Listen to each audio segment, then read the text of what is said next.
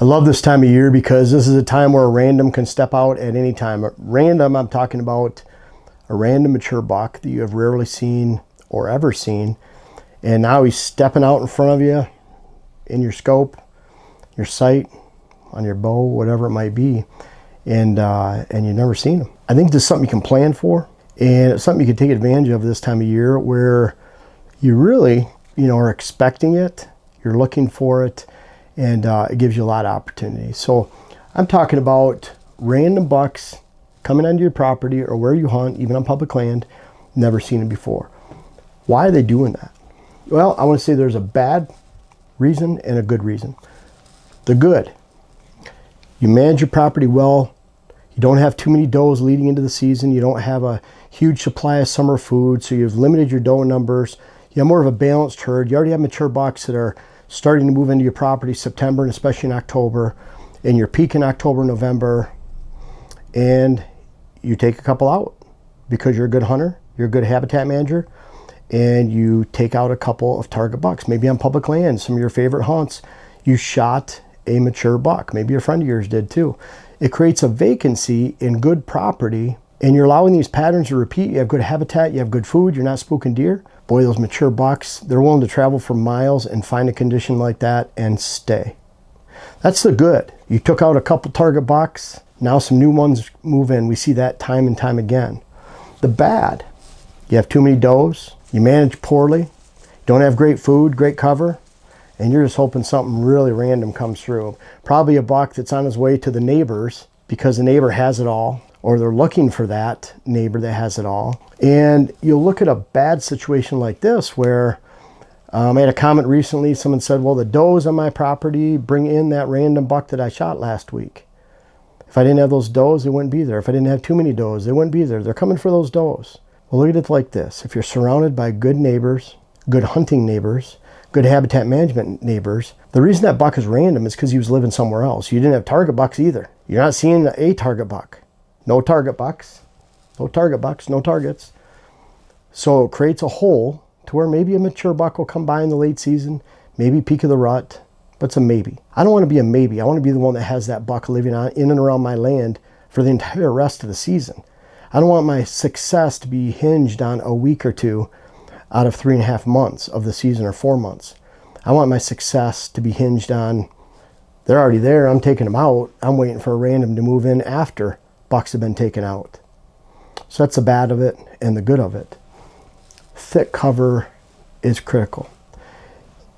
These aren't bucks that get used to an open hardwood area and they just recognize there's no hunting pressure there and they'll just randomly travel through. That's a very unlikely scenario. Instead, these bucks are traveling. They're going to relate to heavy cover, thick cover, and cover that makes them feel safe. That open hardwoods doesn't make them feel safe. That big open wide field doesn't make them feel safe. So you can expect these bucks to hug to cover, hug to thick, secure travel routes. And of all the places on your property, those locations on the way to food in the afternoon, evening can be hot spots.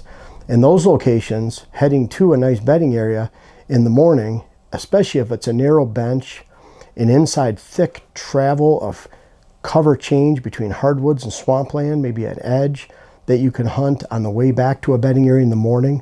Those are all keys for finding these mature bucks, because these mature bucks, especially on a new property, maybe they've been there, I'm sure they've been there once, twice in the past, 10 times in the past.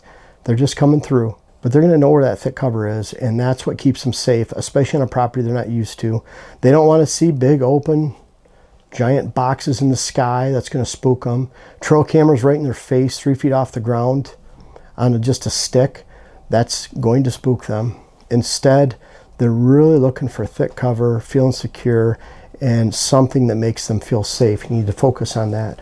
Wise tactics win. These aren't dummy bucks. These are not bucks that are lulled into a false sense of security, even though there's bad habitat, decent food, but they're just unpressured. These aren't bucks like that. These are bucks that have lived, survived. They're going to relate to that thick cover, and they're going to make smart choices. You're not going to be able to get away with your wind blowing into them.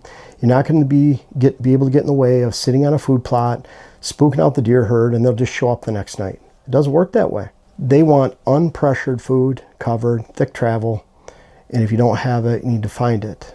Public land, private, doesn't matter. They need the same set of conditions. And everything you do is just going to have to be smart. You just can't make mistakes. You can't spook deer and expect them to come back. You can't hunt with the wind not in your favor and spray the latest gadget on you, or use a gadget that's going to eliminate your scent.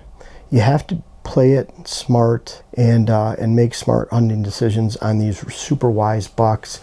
And everything is food based at this time of year in December. Yeah, there'll be random movements, but if you don't have the food, you won't have the bucks. They're going to be traveling miles to find that food source that's unpressured, adjacent to thick cover, that's unpressured, and that gives them that false sense of security that, hey, I feel safe here and I have quality food.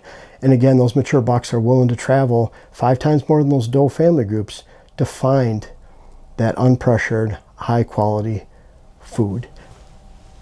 But always remember, average quality food trumps high quality if the average quality is unpressured. Those mature bucks have to have that. That's probably the lowest hole in the bucket, but they're going to find it both. They're going to find unpressured food, and then it's going to be adjacent to that thick cover. And then when you allow those patterns to repeat, you don't have any randoms. Shot out a target buck, maybe you're waiting for one to come on. You allow those patterns of quality food, quality cover, and being unpressured, because it's not quality. No matter how great the quality of habitat and food plots, you plant the best food plots. They're not the best food plots. It's not the best habitat if it's pressured in any way. Done a poor job. That's why hunting management is the lowest hole in the bucket. How you design your property, everything. It's what we do professionally as a living, for a living. It's my 21st season going to client properties. Soon be 1,700 parcels that I've been on, sometime in the middle of this year probably. So it's what we do. It's what we help hunters set up. And if you don't have that hunting background, you can't set up properties. If you don't have that hunting success, you can't set up properties. And this is based on those concepts I developed. But when you allow those patterns to repeat, good food, good cover, unpressured, every day that goes by is another chance for you to bring in a mature buck. Because that deer herd gets accustomed to coming in, going back out to their bedding areas, coming into the afternoon food, going back to their bedding areas. When that pattern repeats over and over and over again, every day you're inching closer to that random opportunity for a mature buck. All of this on private land, we can help you set up. We're going to clients. Dylan told me that out of about 65, 70, you're going to be over 75. You wanted to only have 65 clients this year or whatever. And you have about 10 more openings maybe? We'll see, yeah. It's hard to say no. It's hard to say no. And we enjoy doing it. So yes, exactly. I'm trying to stick to about 70 this year, and we'll see how that goes. I know Joe has been around 70 client days. Kevin's goes to a few less than that. Wes, because he works full-time for us, he'll go to about, I think he went to 18 last year, and we have a goal of 15 to 20 for him this year. So we do this for people to set this all up, to allow those patterns to repeat, to make sure you're a good parcel and not a bad parcel. So you can have target bucks to hunt deer in October, November, and that's what we do based on a huge amount of decades of hunting success on private land and public, because you have to be able to do it everywhere, public, private land, and bring that back to clients. And that's why we work on clients anywhere, any state a whitetail roams. Hope you can check us out there. But hey, if you don't want to do that, you don't have to. I have a book. I have different books that I've written, but Whites of Success by Design was my first one that details all these concepts. I wrote it in 2012. They're all my concepts, no one else's. I don't copy. And then we have the web class of how to design your whitetail parcel. Came out with that in 2020. That's a higher price. And then, of course, having us come into your land. But again, you don't need to pay a dime. I'll keep coming out with this free quality content for you to absorb and hopefully help your hunt this year and beyond.